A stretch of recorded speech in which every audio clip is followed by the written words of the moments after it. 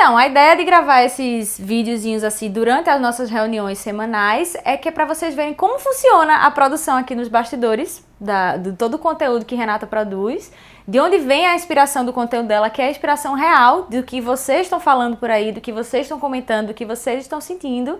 E isso é que é a base dela produzir o conteúdo, a partir das dores reais de pessoas reais. Não é do nada, né? Não é do nada, não vem assim uma luz, não. Vem a luz, mas assim... Aqui é a minha luz. Olha a minha luz. Chama Jéssica Torres. É fruto, todo o conteúdo é fruto de muito trabalho, muita observação de tudo que tem sido falado por aí. E pronto. Não, tá gravando já, né? Tá gravando. Ei, Jéssica, não me dá oportunidade de deixar umas coisas, não? Sim, que uma queixa que eu vi muito do pessoal falando era a mulher falando que ela quer melhorar a relação dela, só que ela sente que só ela tem esse impulso de melhorar. Às vezes ela chega a dar esse passo, mas o outro não recebe bem isso. Ou ela já nem tenta dar porque ela já tá cansada de ser esse dia dela sentir sempre esse só peso ela de que faz. ela é a responsável por tentar salvar o relacionamento e que o cara não tá nem aí. Tem muita queixa desse tipo. Vamos pensar. Vou falar um pouquinho o que eu penso, você fala um pouquinho o que você pensa sobre isso, tá? Mas olha, o que eu fico pensando, Jéssica, que assim, eu acho que a primeira coisa que eu sempre penso quando alguém fala isso é que a mudança tem que vir de algum lugar. Então vamos supor, ok, o homem não tá fazendo esse movimento intuitivo, mas eu penso de verdade que as mulheres que têm mais esse movimento intuitivo, de tipo assim, vamos lá pensar sobre relacionamento, vamos melhorar isso é mais feminino. Tem muito se conversa sobre isso, de que o homem tem mais essa questão do comodismo. Que ele fica naquela zona de conforto e pra ele sair, ele não tem esse movimento. Às vezes o outro tendo, ele segue, mas ele não parte dele o primeiro Mas sabe o que eu penso também? Que talvez nem seja comodismo. Também acho que pode ter comodismo. Mas talvez, Jéssica, tipo assim, tem uma coisa do homem ir mais pro externo e a mulher é mais o interno. Sim, então, nossa, vou dar uma viajada aqui, mas é real, tá?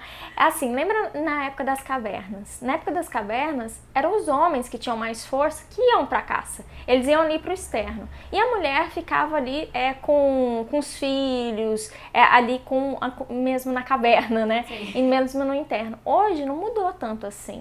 Os homens eles estão ali muito no externo, eles estão com a intenção deles muito pro externo. Renata, mas mudou sim. Olha quantas mulheres hoje trabalham, quantas mulheres hoje vão pra caça, né? Como se diz. Isso teve uma modificação, mas não teve uma modificação, eu acredito, às vezes, até na cultura ainda. Teve uma modificação cultural, porque a gente está transformando a cultura, mas ainda essa transformação não foi ainda para o campo emocional. Para o nível emocional, acho que a gente ainda está nessa transição. Faz sentido? Faz. De tipo assim, os homens, assim, eles estão muito habituados a ir para o externo. Faz o quê? Foi desde a década de 20 que começou, foi a década de 20, não foi? Que as mulheres começaram a trabalhar, eu acho que foi em 1920. Que elas começaram a ir pra fora, começaram a fazer coisas, foi a partir dali. Então, assim, antes disso, não. Isso daqui é ali do lado, gente, minha avó é de 1921. Entendeu? Então, é da época da minha avó pra cá que as coisas mudaram. A gente tá falando que é de 2 gerações antes. Você pensa em anos, 1920 faz muitos anos, mas assim, são só 2 gerações. É pouco tempo, porque a cultura tá mudando, mas o interno ainda não acompanhou esse desenvolvimento da cultura. Cresceu junto. E às vezes a mulher fica assim, não, mas eu queria que ele viesse junto, tal, nessa mudança. Calma, tem uma diferença aí muito significativa. Tem que ter o tempo dele de amadurecimento. Junto, né? De amadurecer e seguir junto. E eu acho, sinceramente, que os homens estão acordando muito mais.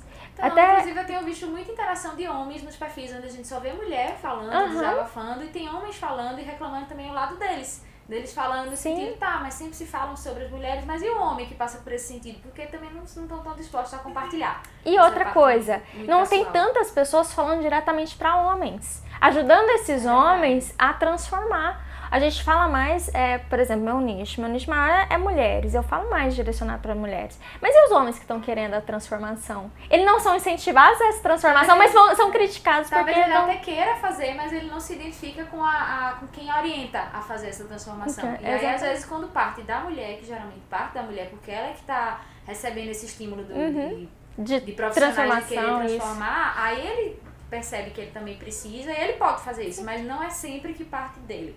E esse é uma queixa que E ainda tudo tem, bem, sabe? O que eu quero dizer é assim, vai ficar nessa briga de tipo assim, quem começou primeiro, quem fez a transformação primeiro? Pra quê? Se a gente pode começar por uma coisa assim, tá tudo bem que sou eu que transformo, tá tudo bem que eu trago a ideia, não tem problema. É igual o irmão, assim, né? Tanto faz quem começou a briga primeiro, se abracem e resolvam, né?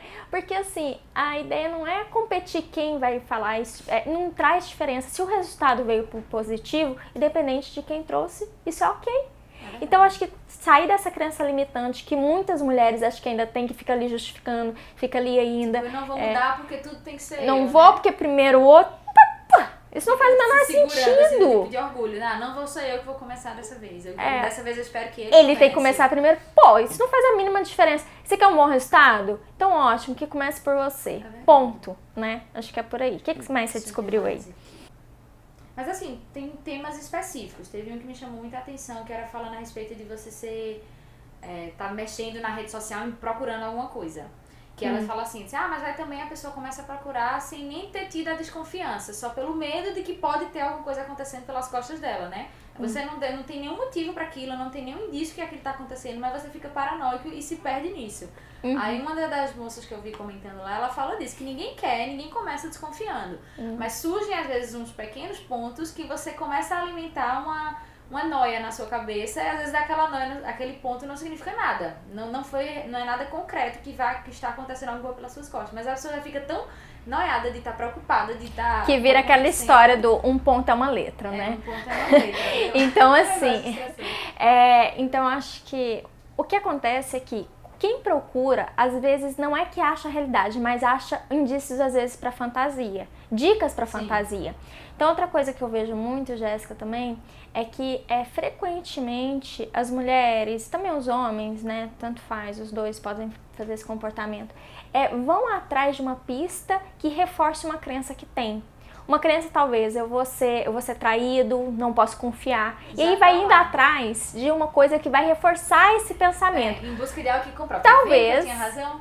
Talvez, o que pode acontecer? Ela não encontrar, mas ela encontra um suspiro, uma curtida que aí... Na cabeça dela... Já é uma história inteira. Que eu sempre desconfiei, né? E o que é mais comum, se eu já tenho essa crença, eu vou buscar companheiro ou companheira que realmente não seja fiel.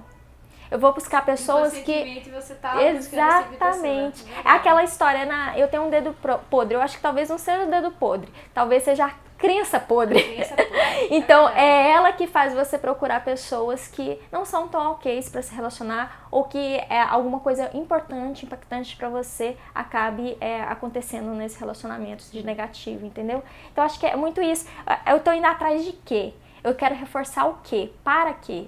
Eu sempre faz todo sentido isso, essa história do dedo podre. Você dizer assim, eu nunca escolhi homem que deu certo. Porque talvez inconscientemente você esteja escolhendo esse tipo de pessoa sem perceber. Na verdade, é o homem certo para suas crenças.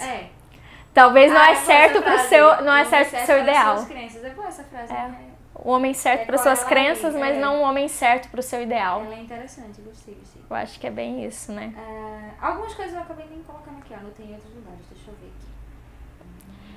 Eu acho tão interessante quando a gente vai procurando, assim, os comentários. Acho que os comentários trazem tanta noção do que as pessoas estão precisando, né? Apesar de achar que as pessoas ainda desabafam um pouco, no geral, o pessoal fala muito, é sempre o mesmo tipo de questionamento. Cada uma com a sua situação específica, mas a essência da dúvida, do questionamento, da angústia é assim, bem parecida. Sempre a mesma, né?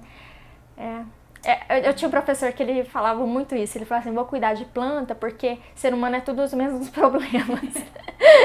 Mas assim, ele era ótimo, Armando, amava ele. Deixa eu ver aqui outra... sempre a mesma crença. A atitude de terminar, ele diz que deve partir de mim, já que sou eu que estou insatisfeita, mas eu não consigo dar esse passo. Então ela assim, até na hora de terminar, ela pensa, eu que tenho que terminar. Ou então, assim, eu persisto em salvar a relação, mas confesso que está dando vontade de desistir porque só eu estou tentando. Assim, sobre isso do término, Jéssica, eu queria falar uma coisa, porque é uma coisa que eu percebo também. O que acontece? O ato de terminar em si, de colocar um ponto final, ele remete muita culpa. É um peso. Então você dizer assim para o outro, chegar para alguém, eu não quero mais você, eu não quero mais essa relação, é um peso considerável. Até pra quem não tem nada a ver com a relação. Quando você sabe que alguém terminou um relacionamento, mas quem terminou? Tu é? Sim. É aquela pergunta, né?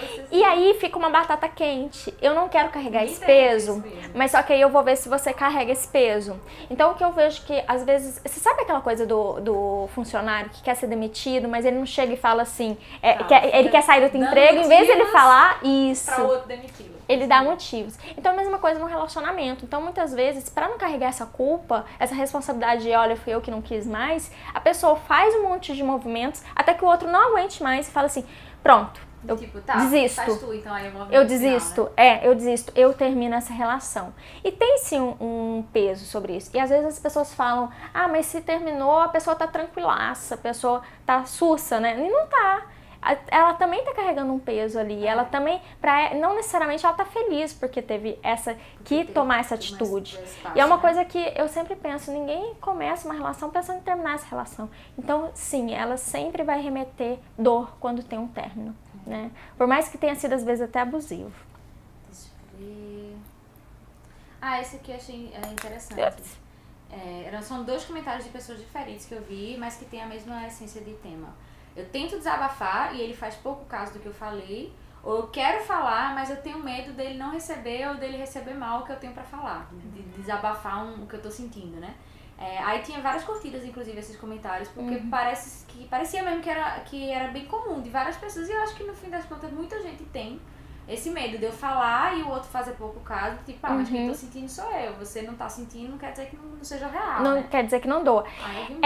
Aí eu tenho umas coisas pra falar sobre isso. O que acontece, Jéssica? Nós somos pessoas diferentes. Então, o que eu valorizo, o que eu tô sentindo, não é necessariamente que você valoriza o que você sente. No relacionamento de casal, às vezes as pessoas acham que porque eu tô muito grudado com aquela pessoa, a gente tem um relacionamento de anos, a pessoa tem que entender. Talvez a emoção dela, ela não consegue entender aquele tipo de emoção que você está expressando.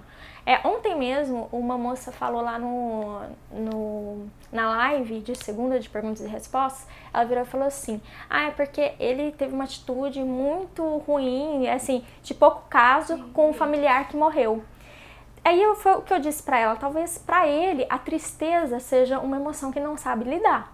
Então dá pra gente compreender, não dá pra gente concordar, que são coisas diferentes. A gente compreende porque o outro às vezes não tem aquilo pra oferecer, aquilo que é importante pra gente, às vezes não é importante pro outro, então ele não tem aquilo pra oferecer, ele não sabe lidar com aquela emoção, por exemplo.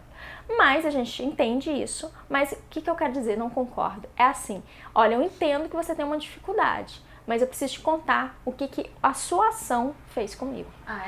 Quando eu falo isso, quando eu coloco assim, olha, eu queria que você soubesse o que eu sinto, por mais que você não concorde com isso, eu coloco ali um equilíbrio na relação. Eu trago pra mim a importância, assim, do que eu tô sentindo, reforço aquilo, defendo o que eu sinto, tá? Mas é com respeito em relação ao outro. Porque o outro não é obrigado mesmo a entender, a saber lidar com tudo que você sabe lidar. E aceitar. Mas só que assim, eu acho que a sua responsabilidade como esposa ou como esposo de expressar o que você sente a partir do que o outro fez. Então eu fico pensando muito assim, quando eu digo que o problema é o outro, olha, ele não sabe lidar com as minhas emoções, ele não sabe lidar com o que eu sinto, eu jogo batata quente pro outro. É uma frase estranha, ele não sabe lidar com as minhas emoções, mas são as suas emoções, não são as dele. Exatamente, exatamente assim. Ele não sabe lidar com o meu sentimento. Então quem tem que se expressar é você. É importante pra você, não é pro outro. Mas só que tá bom, Renato, mas eu quero que seja importante pra ele. Calma, não é forçado, não é assim. Você pode introduzi-lo, né? Eu acho que assim, trazê-lo para compreender. Olha, isso é importante para mim. E aí que é um diálogo válido. Que eu acho que a gente fala muito hoje, tem que ter um diálogo com seu companheiro, tem que conversar, mas muitas vezes fica meio solto. O que é ter esse diálogo?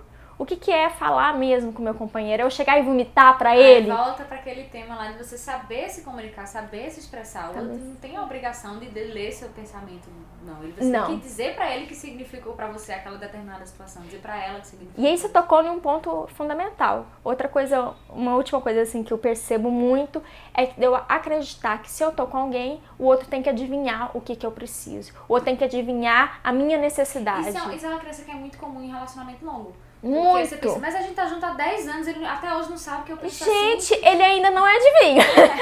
Ele pode estar com você há 20. Ele ainda conhece há não 10 é adivinho. anos, Não lê é de se cartas. esperar que ele soubesse que eu ia pensar assim. Pô, Não é de se esperar. assim, É de se esperar que você tenha liberdade de ter autonomia de dizer o que você pensa, de dizer o que você sente com alguém que você tá há tantos anos junto. Em vez de você ficar recolhendo que numa expectativa, numa ideia de uma idealização de como deveria ser. Isso tá muito vinculado ao tempo. Quando você tá num relacionamento curto, há pouco tempo, você entende que o outro ainda não lhe conhece bem. Mas quando você tá há muitos anos com aquela pessoa, você parece que atrela junto. O fato de você estar muito tempo junto, Automaticamente. ele tem a obrigação de saber o que se passa na sua cabeça. Automaticamente vira um vidente? Quase Só isso. que não. Só que não, coração. Não vira um assim, vidente, é né? E assim, e aí a exigência fica maior. Então, quanto mais tempo eu tô com alguém, mais eu fico exigente, mais essa pessoa tem que corresponder às minhas eu posso me fechar expectativas. porque ele já vai saber o que eu tô pensando. Pô, aí você tá de sacanagem, né? É uma coisa que puxa a outra. Você, talvez de início você até falasse mais sobre os seus sentimentos, mas o fato de você, não vou precisar falar, já sabe que eu penso assim. Aí você para de falar e aí entra num novo problema de você não tá dialogando, você não tá falando que tá me incomodando. E aí cria um vale entre esse casal significativo. E aí depois, de repente, um dia a pessoa acorda e diz: nossa, parece que a gente tá tão distante.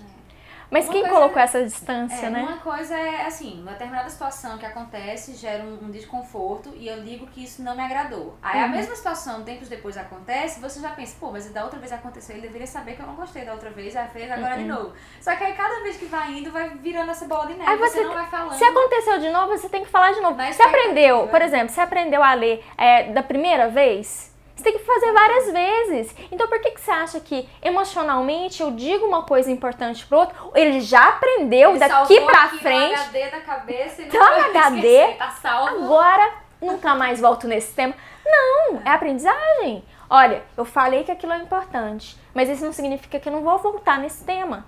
Que se por acaso ele se descuidou, ele não percebeu, eu posso voltar. E tudo bem.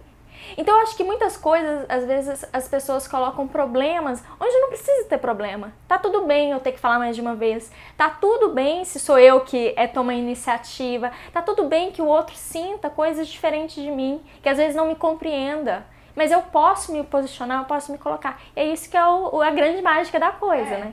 Do convívio. Transformação, né? Você A grande transformação. Vai convivendo e vai se transformando e vai um ciclo. Eu achei legal isso que você falou. Assim, não fica salvo do HD. Não fica salvo. Não Pode necessariamente. ter ficado, mas assim, escrita é verdade, tá? Ela fala. Mas salva de novo por garantia, né? Sempre atualizando. Vai atualizando esse salvamento? Bem, acho que é isso, né, Jéssica? Acho que já foram esses os que eu observei mais, assim, analisando as situações dessa semana. bom. Então, vamos lá. Então, se você curtiu esse tipo de conteúdo de bastidores, de como vem as conversas a partir dos temas, curte aí, comenta, fala direitinho o que é que você achou, o que é que você gostaria de ver mais nas discussões aqui, que a gente produz. Yes! Gente, valeu! Até o nosso próximo vídeo, nosso próximo Bastidores. Tchau, tchau. Vamos colocar o nome de Bastidores, né? Making off. Jéssica, eu vou te convidar a contar agora pra eles o que a gente tá fazendo. Contar um pouquinho. Contar, tipo assim, olha, gente, sobre por que a gente tá com essa gravação e tal. Você vai contar um pouquinho o que a gente vai fazer, que aí eu vou colocar isso no início. Tá bom? Pra elas entenderem, porque senão, pá, chega a gente sem saber, sem nada, na sua casa. Então, peraí que eu vou te passar o microfone.